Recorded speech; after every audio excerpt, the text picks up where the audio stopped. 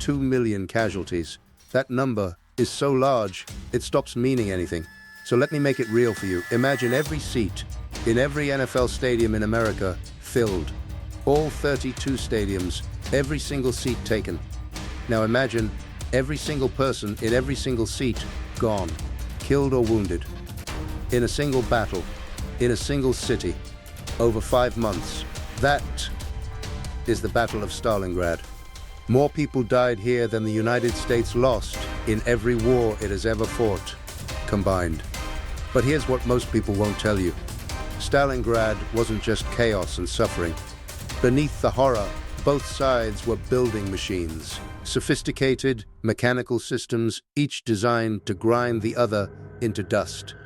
The Germans brought the most powerful combined arms system the world had ever seen. The same machine that conquered France in 6 weeks. The Soviets? They built something different. Something specifically designed to destroy that machine. And in the rubble of one city, on the banks of the Volga River, those two systems collided. This is how the Battle of Stalingrad actually worked. If you're fascinated by the real mechanics behind history's greatest battles, hit that subscribe button right now. Because on this channel, we don't just tell you what happened, we show you how it worked. Now, let's begin. Before we get into the fighting, you need to understand something. You need to understand why the Germans went to Stalingrad in the first place. Because that decision and the cold mechanical logic behind it determined everything that followed. By the summer of 1942, Germany had a problem. Fuel. The panzer divisions that had conquered Europe were literally running out of gasoline. Without fuel, tanks don't move, trucks don't carry supplies, aircraft don't fly. The entire German war machine stops. And there was a solution, a massive one, sitting right there on the map. The Soviet oil fields in the Caucasus region, particularly around the city of Baku. These fields produced over 70% of all Soviet oil. Hitler's plan was straightforward. Capture those oil fields, fuel Germany's war machine with Soviet oil, and at the same time, cripple the Soviet military by cutting off its fuel supply. 2 birds, 1 stone. But to reach the Caucasus safely, the Germans needed to protect the northern flank of their advance, and that flank was anchored on a city sitting on the western bank of the Volga River. Stalingrad. Now here's why Stalingrad was so strategically critical. The Volga River wasn't just a river. It was the Soviet Union's main artery. Its highway. Oil, food, weapons, reinforcements, everything flowed along the Volga from south to north. If Germany controlled Stalingrad, they could cut that artery. Soviet oil from the Caucasus couldn't reach Soviet factories and armies in the north. The entire Soviet supply system would be strangled. So Stalingrad wasn't just a city. It was a valve. Control the valve, and you control the flow of the entire Soviet war machine. But there was one more factor, one that would prove fatal. The city was named after Joseph Stalin. For Hitler, capturing the city that bore his greatest enemy's name became personal, an obsession, and for Stalin, losing the city with his name on it was unthinkable. Both dictators would pour men and machines into this battle long past the point where any rational military commander would have stopped. The mechanics of war created the battlefield. The egos of 2 dictators turned it into a meat grinder. The German 6th Army, commanded by General Friedrich Paulus, was given the task. It was one of the finest armies in the entire world. Over 300,000 men. Experienced, well-equipped, battle-hardened, backed by the 4th Panzer Army and the Luftwaffe's 4th Air Fleet. The machine that had conquered France was aimed at Stalingrad. And on paper, the outcome seemed inevitable. August 23rd, 1942. This is the day Stalingrad became hell. On this single day, the Luftwaffe launched the most concentrated aerial bombardment of the entire Eastern Front. Over 1,000 aircraft sorties, wave after wave after wave. The 4th Air Fleet, commanded by Wolfram von Richthofen, cousin of the famous Red Baron, turned Stalingrad into an inferno. Incendiary bombs rained down on the wooden residential districts. Fires merged into firestorms. High-explosive bombs collapsed concrete buildings into mountains of rubble. The city's water system was destroyed, so the fires couldn't be fought. They just burned. Over 40,000 civilians died in the first week of bombing alone. But here's where the mechanics become critical and counterintuitive. The bombing was designed to do what German air power always did: destroy the enemy's ability to organize, communicate, and resist before ground forces arrived. It had worked perfectly in Poland, in France, in the opening stages of Barbarossa. But at Stalingrad, the bombing created the opposite effect. Think about it. The Luftwaffe destroyed the city as a functioning urban environment. Buildings collapsed. Streets became impassable canyons of rubble and twisted steel. The neat grid of roads and intersections that tanks and vehicles need to operate through vanished. And in its place was a landscape of broken concrete, shattered walls, and basement warrens that was perfect, absolutely perfect, for the kind of fighting the Germans were worst at, and the kind of fighting the Soviets were about to master. The Luftwaffe's own bombs had built the Soviet Union's greatest fortress. The Germans didn't understand this yet. General Paulus advanced into the city, expecting to clear it in days, maybe 2 weeks at most. The German war machine had never been stopped by a city before. But Stalingrad wasn't a city anymore. It was a machine designed to kill a machine. To understand why Stalingrad destroyed the German army, you need to understand the mechanics of urban warfare, how fighting in a city actually works. And the first thing, the most important thing you need to understand is this: urban warfare inverts everything that made the German army great. In open terrain, the Germans were gods of war. They could see the enemy from kilometers away, call in Stuka dive bombers with pinpoint accuracy, sweep around enemy flanks with panzer columns, coordinate infantry, armor, artillery, and air power into a single devastating combined arms punch. That was Blitzkrieg, that was their machine. But in the ruins of Stalingrad, air superiority, useless. You can't call in a Stuka when the enemy is in the next room, when your own troops are 10 meters away from theirs. You'd kill your own men. Tank superiority, gone. You can't drive a Panzer down a street that's buried under 3 stories of collapsed apartment building. Tanks became targets, ambushed from windows above with anti-tank grenades and Molotov cocktails. Combined arms coordination, impossible. Each squad was fighting its own private war inside a factory complex the size of a small town. The neat system of radio coordination and tactical flexibility that made the German army so lethal fell apart when the battle fragmented into 1,000 separate fights across 1,000 separate rooms. And engagement ranges dropped from kilometers 2 meters, 5 meters, sometimes less. Soldiers fighting with bayonets, with sharpened shovels, with their bare hands. This was not the war the German army was built for. The fighting centered on the factory district in the northern part of the city. And these weren't small factories.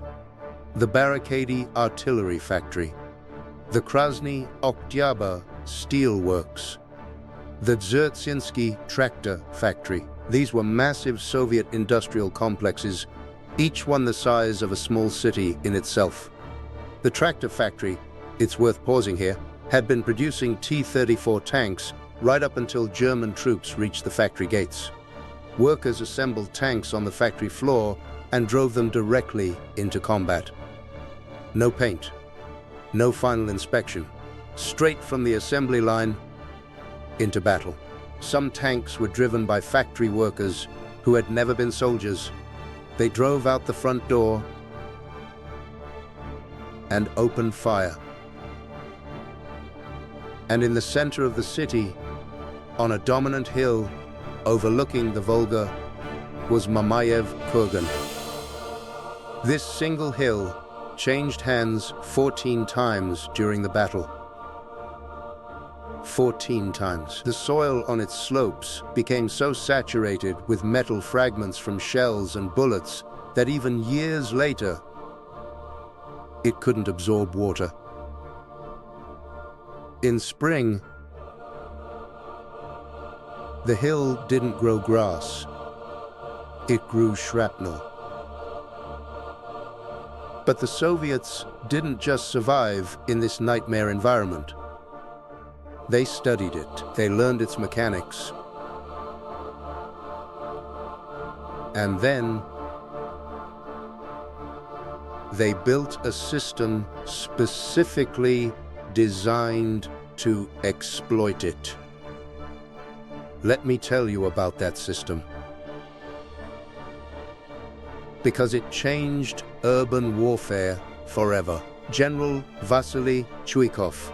Remember that name, because this man, more than any other single person, is the reason the German Sixth Army died at Stalingrad.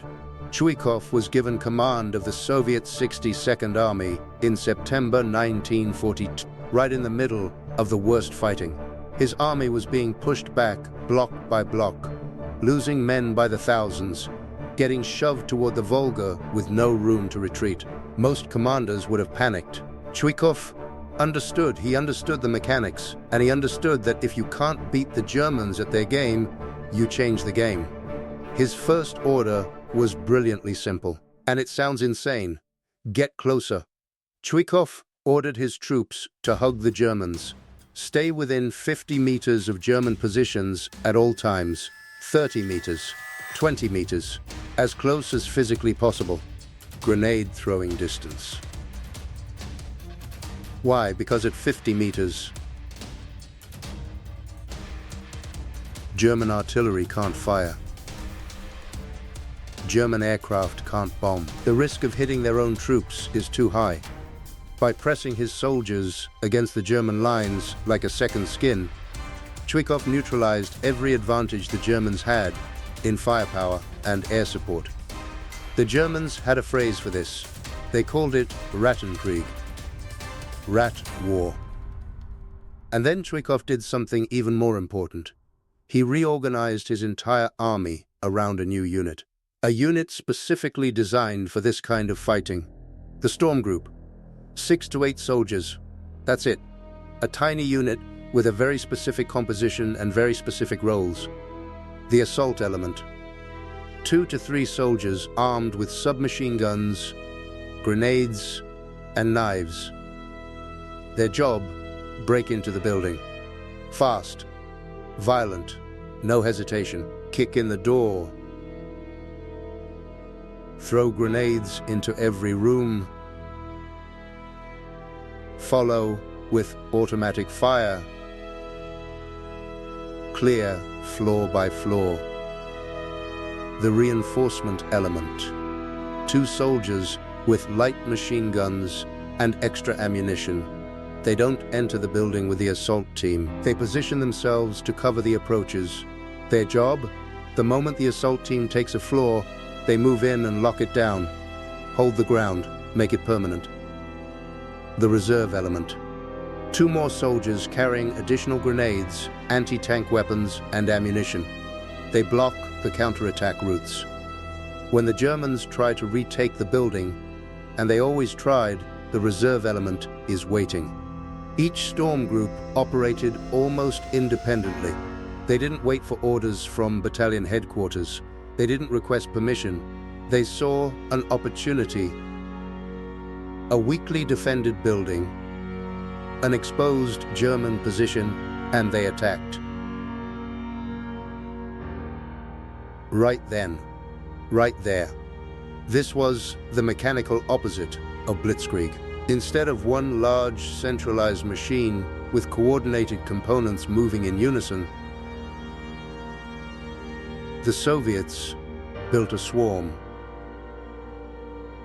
Dozens, hundreds of small, lethal, independent units. Each one a tiny war machine on its own, operating in the chaos, thriving in the rubble. The Germans couldn't adapt. Their entire system was built on coordination and communication. In the rubble, coordination was impossible, and the swarm was everywhere. And then there were the snipers. Soviet snipers at Stalingrad were not just marksmen.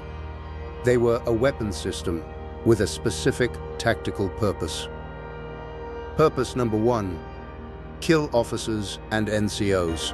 German tactical flexibility depended on experienced leaders making rapid decisions in the field. Remove the leaders, and German squads became paralyzed. These soldiers had been trained to follow orders from above. When there was no one above to give orders, they froze. A single sniper bullet that killed a lieutenant could neutralize an entire platoon, not by killing them, by removing the brain that directed them. Purpose number 2: suppress movement. When soldiers know a sniper is watching, they stop moving, they stop resupplying, they stop rotating positions, they stop doing everything that keeps a military unit functioning. The entire German logistical and tactical system within a sniper's range stops. Purpose number 3, and this might be the most important: psychological warfare. The constant, invisible threat of instant death from an unknown direction at an unknown time created a level of psychological stress that degraded German combat effectiveness far beyond the actual casualties inflicted. The most famous Soviet sniper at Stalingrad, Vasily Zaitsev, was credited with 225 kills. But his real value wasn't in the individual Germans he shot. It was in the thousands, the tens of thousands of Germans who changed their behavior, who ducked, who hesitated, who stopped leading from the front because Zaitsev, or someone like him, might be watching. Storm groups in the rubble. Hugging tactics that neutralized firepower. Snipers that bled leadership and paralyzed movement. Chuikov had built a war machine purpose, designed for one environment, for one type of war, for the rubble and the darkness and the rat warrens of a destroyed city. And the Germans were trapped inside it. But the Soviet defenders faced a problem, a mechanical problem that nearly killed them all before Chuikov's system could work. The Volga River. The 62nd Army's back was literally against the water. At the worst moments of the battle, the Soviets controlled a strip of city just 300 meters deep along the riverbank. 300 meters. 3 football fields. That's all that stood between the Germans and total control of Stalingrad. And every single bullet, every grenade, every replacement soldier, every bandage, every scrap of food that kept the 62nd Army alive had to cross the Volga River to reach them. And the Volga at Stalingrad is over a mile wide. German artillery had every crossing point zeroed in. They knew exactly where the boats would land. Luftwaffe aircraft patrolled constantly during daylight. The river was a killing ground, so the Soviets crossed at night.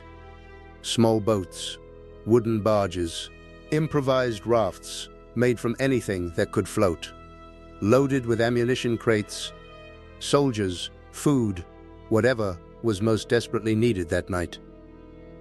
The crossing took 15 to 20 minutes.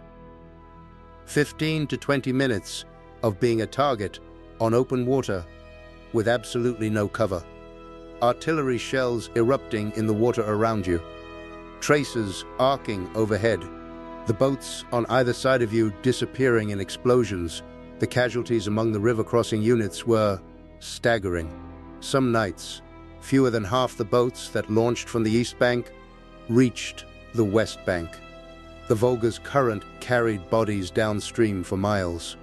But enough got through, enough ammunition, enough men, enough grenades to keep the storm groups fighting for one more day, one more night. This was the mechanical heartbeat of Stalingrad's defense.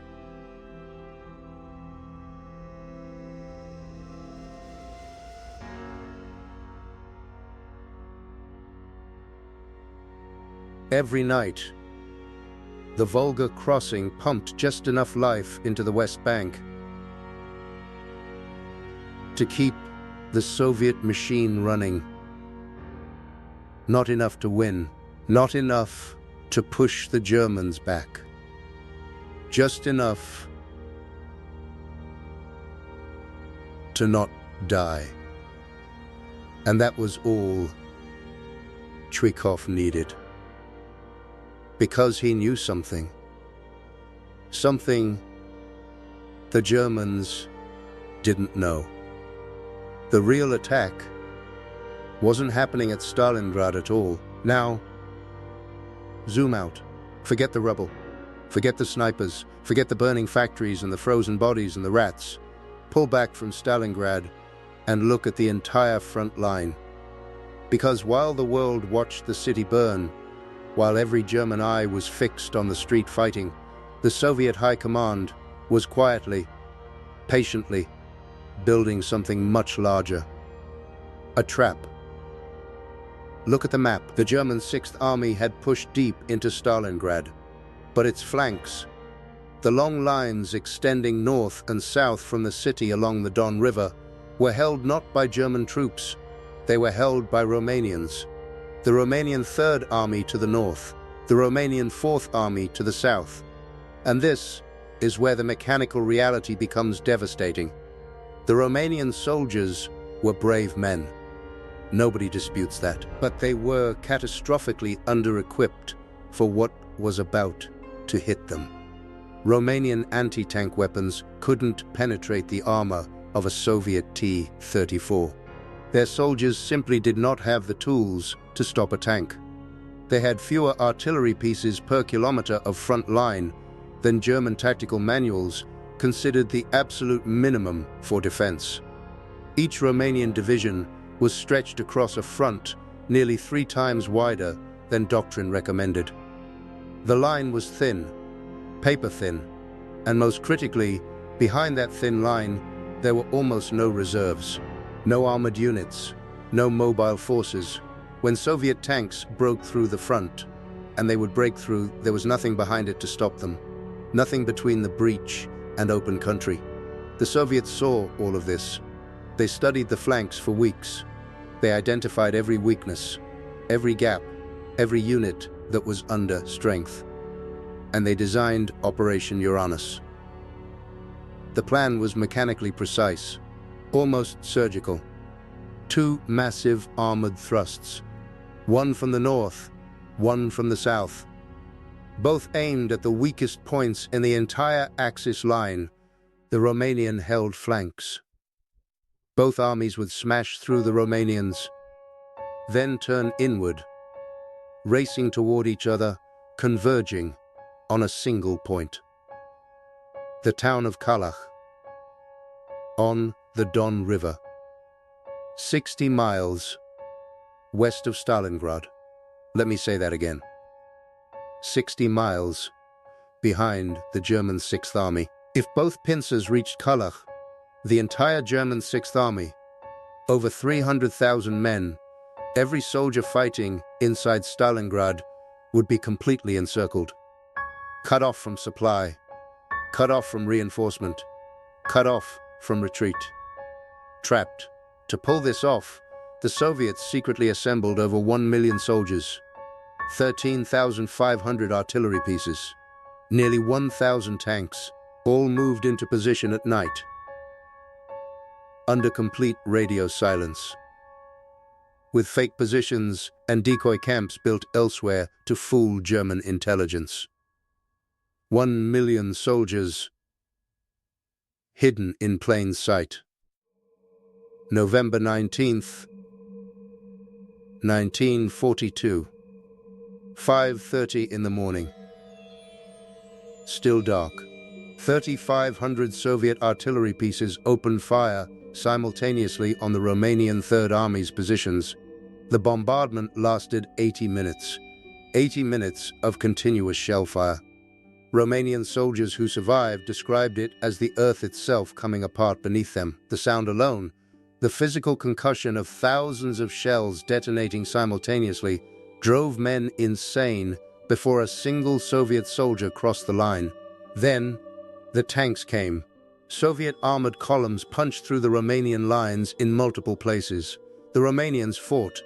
Many fought bravely. But they had no anti-tank weapons that could stop a T-34, and there was nothing behind them. By the end of the first day, the Romanian Third Army had effectively ceased to exist as a fighting force. Soviet tanks were racing south toward Kalach, unopposed. The next day, November 20th, the southern pincer struck the Romanian Fourth Army. Same artillery, same massed armor, same result. The Romanian Fourth Army collapsed. Now, watch the map. From the north, Soviet forces are racing south. From the south, Soviet forces are racing north, both heading for Kalach. On November 23rd, just 4 days after the offensive began, the northern and southern pincers met at Kalach. The jaws snapped shut. 300,000 German and Axis soldiers were completely surrounded. Inside a pocket, roughly 30 miles wide,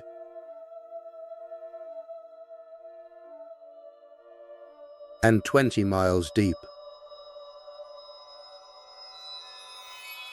The Germans had a name for it, Der Kessel. The cauldron. The moment the pocket closed, the battle transformed. No more urban warfare, no more storm groups and snipers. Now it was a siege, and the mechanics of siege warfare are merciless. 300,000 men need supplies to survive. Even if they stop fighting entirely, they still need food, water, medical supplies, ammunition to maintain defensive positions. The German 6th Army required a minimum of 700 tons of supplies per day. That was the number. The absolute minimum for survival-level rations and basic ammunition. 700 tons. Every single day. Hermann Göring, the commander of the Luftwaffe, promised Adolf Hitler that his air force could supply the pocket by air, that transport planes could fly in everything the 6th Army needed. It was a lie. And it was one of the most consequential lies of the entire Second World War. Here are the numbers, the real numbers. The mechanical reality that no amount of willpower or ideology could change. Required 700 tons per day. Actually delivered 117 tons per day on average. The best single day, 289 tons. Achieved once, never repeated. The worst days, under 50 tons. And the cost of even this pitiful supply effort, 488 transport aircraft destroyed, shot down by Soviet fighters, hit by anti-aircraft fire, crashed in blizzards on frozen makeshift runways, 488 planes that Germany's overstretched aircraft factories could never replace. Soviet anti-aircraft guns ringed the pocket. Soviet fighters patrolled every air corridor. Winter temperatures dropped to -30 degrees. Blizzards grounded flights for days at a time. Runways inside the pocket were under constant artillery fire. The math was clear from the first day. The airlift could not work.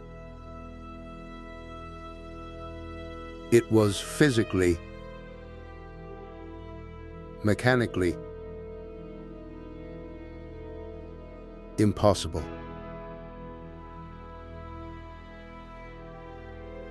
The Sixth Army began to starve. Rations were cut, then cut again. Soldiers received 200 grams of bread per day, 4 thin slices. Then it was cut to 100 grams, 2 slices. Horses were slaughtered for meat until there were no horses left. Soldiers ate rats. They boiled leather belts and boots for broth. They scraped frozen scraps from garbage pits. Frostbite claimed thousands of fingers and toes and entire limbs. Wounds couldn't be treated because medical supplies weren't arriving on the planes.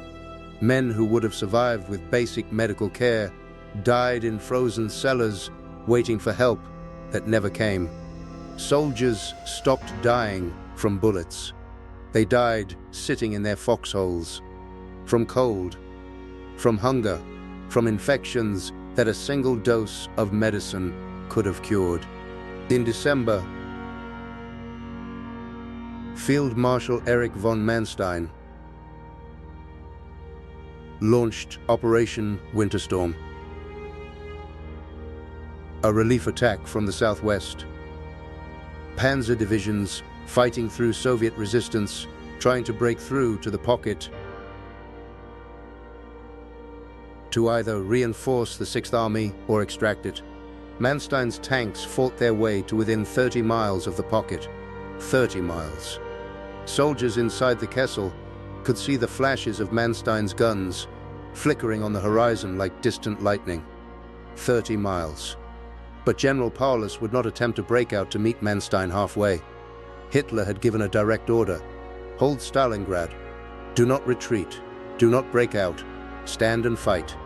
Paulus obeyed, and Soviet counterattacks forced Manstein to fall back. The relief column retreated. The flashes on the horizon went dark.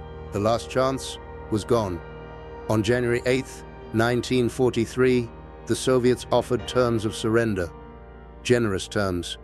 Medical care for the wounded, food, warmth, survival. Paulus refused, on Hitler's direct orders. Then Hitler did something extraordinary. He promoted Paulus to Field Marshal, the highest rank in the German army. And everyone understood the message. No German Field Marshal had ever surrendered. In the entire history of the Prussian and German military, not one. Hitler wasn't giving Paulus an honor. He was giving him a suicide order. Fight to the death. Die with your army. That's what field marshals do. Paulus chose to live. On January 31st, 1943, Field Marshal Friedrich Paulus surrendered to the Soviets. He became the first German field marshal in history to be taken alive by an enemy. The last pockets of resistance in the city fell on February 2nd. It was over. Of the 300,000 men trapped in the Kessel, approximately 91,000 survived to become prisoners of war. 91,000 men who staggered out of frozen ruins, emaciated, frostbitten, barely alive. And of those 91,000 prisoners, only about 5,000 ever returned home to Germany. The rest died in Soviet prison camps. From disease, from starvation, from exhaustion in the labor camps over the years, one by one, until almost no one was left. The German Sixth Army, one of the finest fighting forces ever assembled, ceased to exist. Axis losses: approximately 800,000 killed, wounded, and captured. The German Sixth Army, destroyed. The Fourth Panzer Army, severely damaged. The Romanian Third Army, destroyed. The Romanian Fourth Army, destroyed. The Italian Eighth Army on the broader front, destroyed. 900 aircraft lost, including those irreplaceable transports. Soviet losses: approximately 1,130,000 killed, wounded, and captured. 479,000 killed and missing. Over 4,000 tanks destroyed. 40,000 civilians dead. Combined total casualties: nearly 2 million human beings. 5 months, 1 week, and 3 days. August 23rd, 1942 to February 2nd, 1943. The Battle of Stalingrad was the turning point of the Second World War. After February 1943, Germany never launched another major strategic offensive on the Eastern Front. Not one. The initiative, the ability to choose when and where to attack, passed permanently to the Soviet Union, and it never came back. But Stalingrad was more than a turning point. It was a lesson, a mechanical lesson written in blood. The German machine, Blitzkrieg, combined arms, tactical excellence, was the finest military system of its era. But it was designed for one kind of war: open terrain, clear objectives, short campaigns. When the environment changed, when the rubble neutralized its advantages, when the flanks were left exposed and undermanned, when the supply lines were cut and the trapped army was left to starve, the machine broke. The Soviet machine was uglier. It was cruder. It cost more lives, far more lives. Chuikov's tactics were brutal. The storm groups took horrific casualties. The Volga crossing was a nightly bloodbath. The human cost of the Soviet system was almost beyond comprehension. But it was designed to do one thing: survive long enough to build a trap. And it did exactly that. Storm groups in the rubble bought time. Snipers bled the German leadership dry. The Volga crossing kept the defenders alive. One more night, one more night, one more night. And while the world watched the city burn, while the German High Command celebrated each block captured, 1 million Soviet soldiers quietly assembled on the flanks, forming the jaws, waiting for the signal. Every piece of the machine was necessary. Remove any one element, and the entire system fails. Without the storm groups, the city falls before the trap is ready. Without the snipers, German leadership adapts and overcomes. Without the Volga crossing, the defenders run out of ammunition and die. Without Operation Uranus, the battle is just a massacre with no strategic result. Every piece. That is how the Battle of Stalingrad actually worked. And that is how war works. If this video helped you understand the mechanics behind the deadliest battle in human history, do me one favor: hit subscribe and tap that notification bell, because we're just getting started. Every video on this channel breaks down how war actually worked. Not just the stories, not just the dates and names, the machines, the systems, the mechanics that determined who won and who lost. In our next video, we're crossing the world from the frozen rubble of Stalingrad to the vast blue Pacific Ocean, where 5 minutes, just 5 minutes, changed the course of an entire war. The Battle of Midway. How it actually worked. I'll see you there.